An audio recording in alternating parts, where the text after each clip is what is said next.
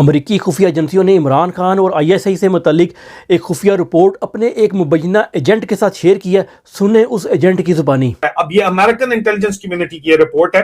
وہ کہتے ہیں جی کہ D G I S I کو کوٹ کر کے ہمیں ثبوت فراہم کیے گئے ہیں باقاعدہ طور کے اوپر D G I S I کی کمیونیکیشن کے جو فار آئیز اونلی ہیں، جو میری آنکھ کے لیے ہیں. جب فار آئیز اونلی کوئی چیز ہوتی ہے تو وہ کسی کے ساتھ شیئر نہیں کی جا سکتی. امریکی ایجنسیوں نے یہ رپورٹ صرف اپنے اس خاص مبینہ ایجنٹ کے لیے شیئر کی اور کہا ہے صرف تمہاری آنکھوں کے لیے ہے، پوری دنیا میں کسی کے لیے نہیں ہے.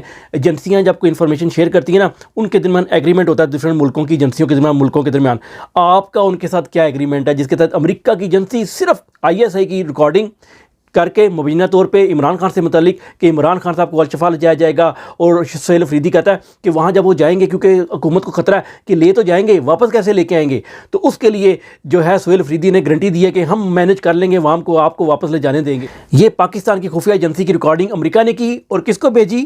صرف آئیز اونلی ایک بندے کے لیے پوری دنیا میں، عادل راجہ. یہ وہی عادل راجہ جس نے پچھلے دنوں مجھے 2-3 دن پہلے بلاک کر دیا ہے ٹویٹر کے اوپر سے، کیونکہ میں نے صرف سوال پوچھا تھا. آپ کو 9 مئی 26 نومبر اور یہ ٹی ایل پی پہ جو حملہ ہوا تھا، اس کے علاوہ ساری خبریں پتہ لگ جاتی ہیں. اس کے علاوہ ہر وہ خبر جس سے پی ٹی آئی کے اندر دراڑ پیدا ہو، فساد پیدا ہو، یہ ساری خبریں آپ کو پتہ لگتی ہیں، لیکن کام کی خبر کبھی نہیں پتہ لگی. اور اب آپ نے خود منہ سے کہہ دیا کہ آپ کو امریکہ کی ایجنسیوں نے رابطہ کر کے یہ ڈاکومنٹ اسپیشل سیکرٹ ریکارڈنگز بھیجی ہیں.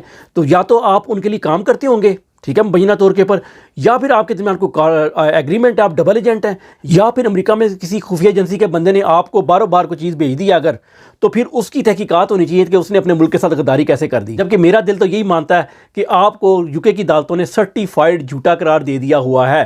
اگر آپ جھوٹے نہ ہوتے، ٹیکنیکل بنیادوں پہ آپ مقدمہ ہارے ہوتے یہ پچھلے دنوں یو کے کی عدالت میں، تو آپ اس کو اپیل کرتے. لیکن یو نو دیٹ فیصلہ عوام نے کرنا ہے. پر الحمدللہ اللہ تعالیٰ نے اس کو بھی آج ایکسپوز کر دیا.